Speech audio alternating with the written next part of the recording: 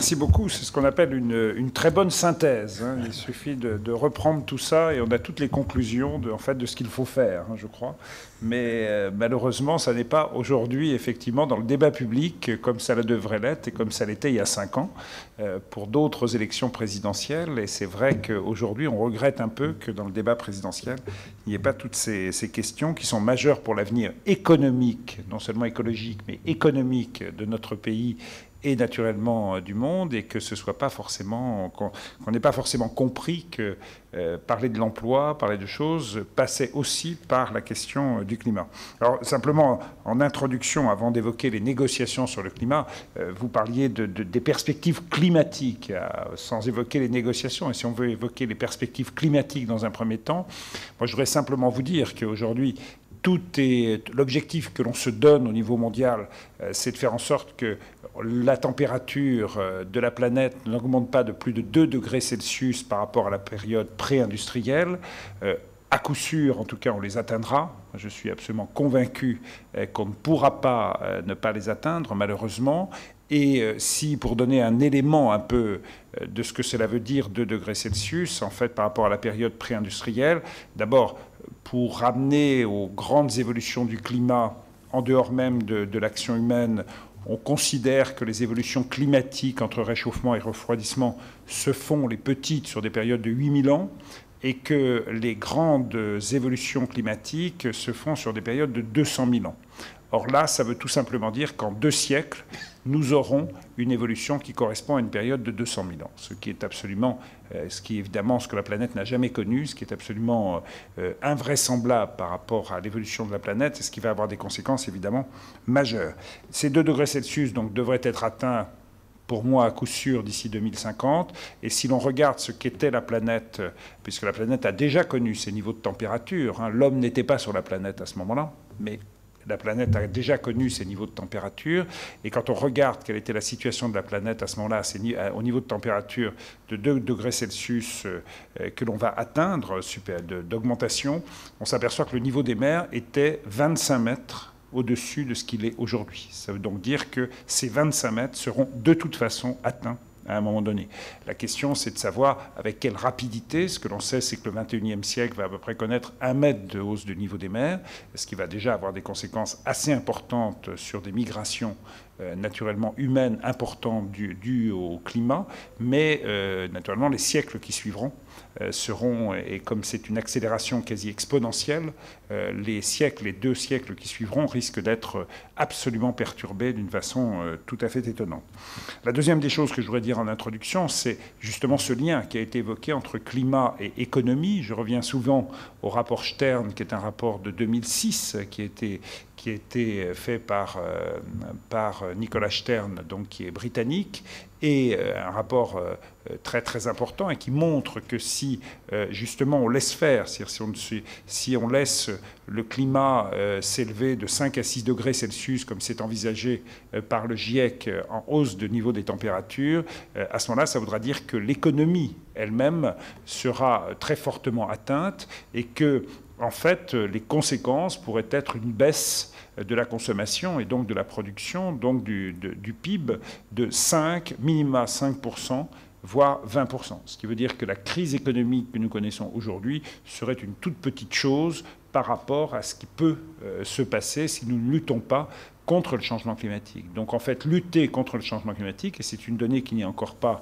intégrée, je crois, complètement par le politique et par la population. Je suis allé aux États-Unis à l'automne dernier, où le mot changement climatique devient un gros mot, hein, surtout dans la période actuelle, donc un mot à ne pas employer. Et ce qui m'était dit, c'est que l'opinion publique américaine, et je pense qu'en fait nos opinions publiques sont très proches de celles-là, considèrent qu'il y a effectivement un problème de changement climatique, un risque de changement climatique, mais que dans une période économique comme la nôtre, il faut d'abord s'occuper du travail, d'abord trouver des jobs, comme ils disent aux États-Unis, d'abord s'occuper du travail et que, mon Dieu, on s'occupera après de la question climatique. Et ça, c'est une erreur fondamentale, puisqu'il faut s'occuper, lutter contre le changement climatique pour justement permettre à la croissance de se développer à terme. Donc lutter contre le changement climatique, c'est aussi lutter pour une croissance économique à terme. Alors évidemment, pas forcément à court terme directement, mais à moyen et long terme à coup sûr. Alors, où est-ce qu'on en est au niveau des négociations climat? Donc, on a connu la conférence de Durban donc en novembre-décembre dernier, qui a été une conférence qui réellement a abouti à un véritable succès qui, pour tout dire, n'était pas forcément attendu par les uns et par les autres. Alors la presse, les ONG ont présenté ça comme un accord à minima, mais se sont tout de même félicités de ce minima. Et ce minima est plus que ce que l'on a dit, puisque pour la première fois, il y a eu un changement complet, je dirais, d'attitude des pays, en particulier émergents, puisque a été actée l'idée d'un accord à terme qui engagerait l'ensemble des pays du monde, alors qu'aujourd'hui, seuls les pays développés, ce qui est dans le protocole de Kyoto, sont engagés à réduire leurs émissions de gaz à effet de serre. Donc là, il y a eu vraiment un changement, un tournant très, très important. Quels étaient en fait les enjeux de Durban? C'était d'abord évidemment l'application, la mise en œuvre des accords de Cancun de l'année d'avant, qui suivait Copenhague, puisque chaque année vous avez une conférence des parties. Donc Cancun, quelle décision avait été prise? C'était la mise en place d'un système de transparence renforcé, c'est-à-dire de vraiment mesures, reporting, vérification, pour faire en sorte que dans l'ensemble des pays du monde, on calcule un peu les choses de la même façon et qu'on puisse comparer pour que les engagements pris soient mesurables de la même façon d'un côté ou de l'autre de pays ou de régions du monde. Donc ça, c'est la première des choses. La deuxième des choses qui avait été actée à Cancun, c'était des instruments de facilitation comme le Fonds vert pour aider les pays en développement à lutter contre le changement climatique, la mise en place d'un comité d'adaptation pour guider les actions des pays en développement sur l'adaptation au changement climatique. Il y avait également la question des transferts de technologie, des mécanismes de transfert de technologie qui avaient été décidés à Cancun, et d'autres mécanismes, type par exemple REDD+, qui est un mécanisme pour la protection des forêts. Donc tout ça c'était le premier enjeu de Durban, donc la mise en application. Ça a été fait. Je dirais que globalement, et d'ailleurs le lancement opérationnel du Fonds vert, le lancement opérationnel du comité d'adaptation est en cours actuellement, puisque Durban a validé et mis en œuvre toutes les décisions qui avaient été prises à Cancun. Donc là, nous sommes sur quelque chose de positif. Et le deuxième grand enjeu, c'était au fond qu'est-ce qui allait se passer pour les années à venir, donc sur le futur des négociations et des engagements. Et là, nous avions deux choses très très importantes. La poursuite du protocole de Kyoto, donc de l'engagement du protocole de Kyoto, qui a été décidé et acté à Durban, donc, puisque la fin de la première période d'engagement de Kyoto, c'est fin 2012, donc il fallait absolument qu'en 2011, il y ait une décision, et qui va être complètement mise en œuvre donc, à Doha, la prochaine conférence des parties, qui aura lieu en novembre prochain. Donc protocole de Kyoto, et puis deuxième chose, cette idée d'avoir à terme un accord global et de lancer donc un processus de négociation qui a donc été décidé. On a lancé un processus de négociation avec l'engagement d'aboutir à un accord en 2015 pour des mesures à partir de 2020. Donc quelles sont les conséquences de ça? Je dirais que dans Kyoto, vous avez deux choses dans Kyoto que nous avons encore à résoudre, et notamment au niveau, enfin plusieurs choses, mais deux choses essentielles qui sont maintenant en voie de solution, je crois. La première, c'est la durée de la deuxième période de Kyoto, qui n'a pas été décidée à Durban, qu'il sera à Doha, c'est-à-dire c'est 5 ans ou 8 ans. Nous avançons en fait sur 8 ans, en réalité, pour être conforme au fameux accord de ce qu'on appelle la plateforme de Durban maintenant, qui sera pris en 2015, mais pour des engagements à partir de 2020. Donc pour que ce soit cohérent, Kyoto irait jusqu'en 2020 et à partir de là, on partirait sur un accord global qui irait au-delà des pays en développés. Donc nous allons vraisemblablement aller vers 8 ans. Et la deuxième des choses qui est très très importante, c'est ce que l'on appelle le transfert des UKA, donc des quotas d'émissions qui n'ont pas été consommés dans la première période, parce qu'il y a eu une réduction quelquefois des émissions de gaz à effet de serre plus importante que c'était prévu.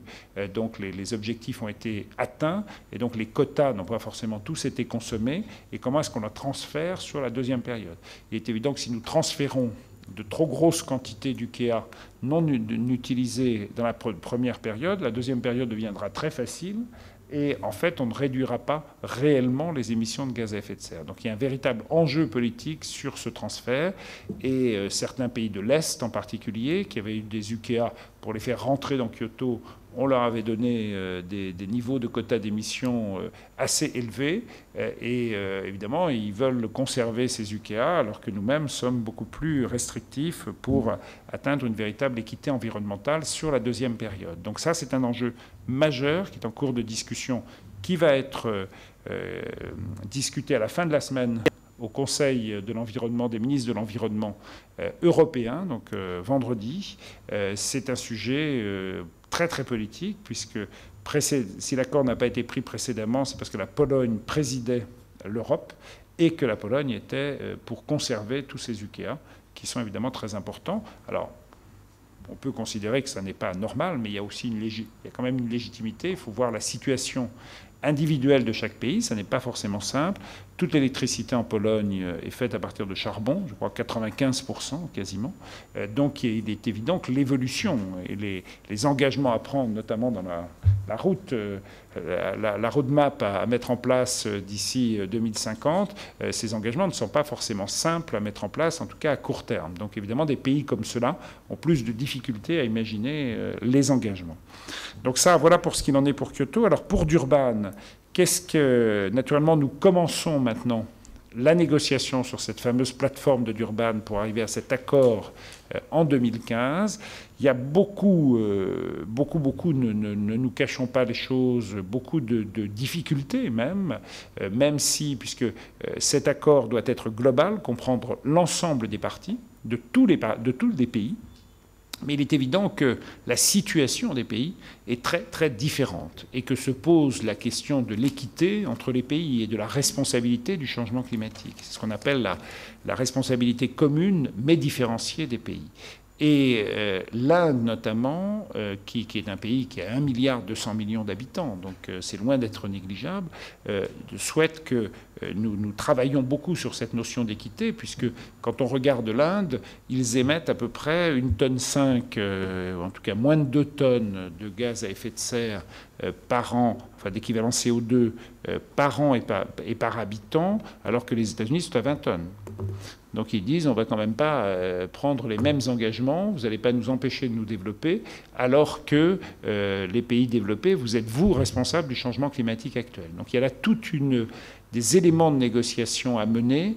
Et l'idée, tout à l'heure, Christian de Pertuis citait Patrick Rickey, et j'ai beaucoup travaillé avec lui dans des semaines passées pour justement trouver des formules d'engagement qui prendraient en compte à la fois l'émission par habitant, le niveau de développement, c'est-à-dire le PNB par habitant, un certain nombre de situations particulières de chaque pays, pour que chaque pays puisse s'engager, mais que ces engagements globaux soient adaptables à la situation de chaque pays. Mais là, il y a un travail tout à fait considérable à faire pour voir quels ratios, quels critères nous prenons en compte pour que ça réponde à de véritables engagements, mais que naturellement, il ne s'agisse pas de bloquer le développement de pays qui sont au début de leur croissance.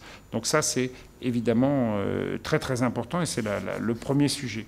Le deuxième sujet, c'est naturellement comment, à partir des engagements qui seront pris par chaque pays, on est beaucoup plus sur un système bottom-up, c'est-à-dire chaque pays s'engage un certain nombre de réductions individuellement, et ça doit se retrouver dans un niveau d'engagement global qui doit aboutir à moins de 2 degrés Celsius. Donc ce n'est pas tout à fait simple. Et la difficulté, c'est de voir comment ces engagements seront respectés. Puisqu'aujourd'hui, au fond, on parle d'engagement, mais un pays qui ne respecte pas ses engagements, il n'a pas de conséquences pratiques, il n'y a pas de choses qui le verbalisent, si j'ose dire, sur le plan financier ou sur le plan international. On le voit bien avec le Canada, qui est sorti de Kyoto et qui n'a pas de conséquences, il n'y a pas de conséquences particulières sur le plan international. Donc c'est beaucoup plus un engagement politique. Et nous n'avons pas de structure commune sur le plan international sur cette question. C'est l'une des questions, là aussi, de Rio+20, où la France pousse beaucoup l'idée d'une organisation mondiale de l'environnement qui pourrait justement coordonner ces engagements, voir comment, quelles conséquences pourrait avoir le non-respect d'engagement.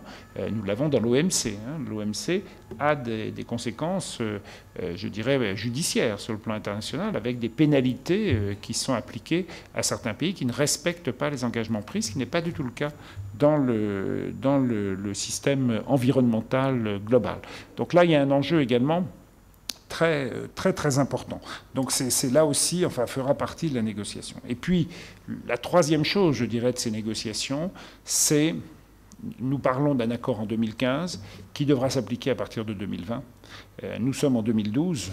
En 8 ans, nous savons que le changement climatique va évoluer considérablement, puisque cela va très vite aujourd'hui.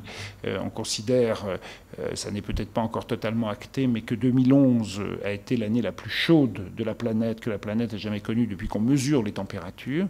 Et ça veut donc dire, et dans les 20 dernières années, il y a eu vraiment une accélération que personne n'imaginait. Et donc, ça va, encore une fois, de façon exponentielle. Et si nous n'agissons pas de façon très forte d'ici 2020, nous ne pouvons pas revenir en arrière. C'est une accumulation des gaz à effet de serre. Les gaz à effet de serre ne diminuent pas après avoir été émis, c'est une accumulation. Donc il faut faire très attention à ne pas se dire, alors ça fait partie de la roadmap sur laquelle a beaucoup travaillé Christian de Pertuis, mais il faut faire très attention, parce que se donner des engagements, par exemple à 2030, si nous laissons 10 ans se faire avec des émissions de gaz à effet de serre très importants, c'est extraordinairement compliqué, puisqu'à ce moment-là, le cumul des gaz à effet de serre, c'est fait. Donc il y a cette notion de rapidité ou de lenteur plutôt des négociations par rapport à la rapidité elle-même du changement climatique. Donc nous voulons faire prendre conscience à certains pays, et c'est vrai que c'est pas très simple. À Durban, j'ai eu une conversation avec les négociateurs, vraiment au plus haut niveau américain, par exemple, qui nous disent non, mais d'ici 2020, les engagements seront tenus. Évidemment, ils n'ont pris aucun engagement, donc ils n'ont pas de problème pour les tenir. Et c'est après 2020 qu'on verra. Et c'est vraiment là, ce doit être l'honneur du politique que de travailler sur le long terme et pas seulement le court terme, parce que ça aura des conséquences sur la planète tout à fait majeures. Donc voilà un petit peu la situation, l'état d'esprit des négociations actuelles. Mais sachez en tout cas que l'Europe, d'abord, puisqu'à Durban, c'est vraiment la position européenne qui a fait aboutir à un succès d'Urban, ce qui n'était pas forcément le cas dans les conférences précédentes. C'est la première fois que l'Europe réellement réussit à faire avancer ces négociations. Et dans cette situation européenne, vraiment, la France est en pointe. Et moi, c'est quelque chose qui me fait très plaisir, parce que nous ne sommes pas du tout dans la situation d'il y a une dizaine d'années, que j'ai connue, moi, dans mes fonctions précédentes, où la France était regardée avec quand même un œil assez critique, puisque nous n'appliquions pas beaucoup, on était toujours en retard sur les directives européennes. Et aujourd'hui, grâce en particulier au Grenelle de l'environnement, l'image de la France est très positive. Et quand la France parle, du coup, elle est très écoutée. Et ça, je crois que c'est un acquis qu'il faudra absolument conserver pour justement l'utiliser en effet de levier et pour pousser les autres pays à agir. Mais évidemment, pour ça, il faut aussi, comme le disait Christian de Pertuis tout à l'heure, non seulement parler, mais agir dans notre pays. Merci.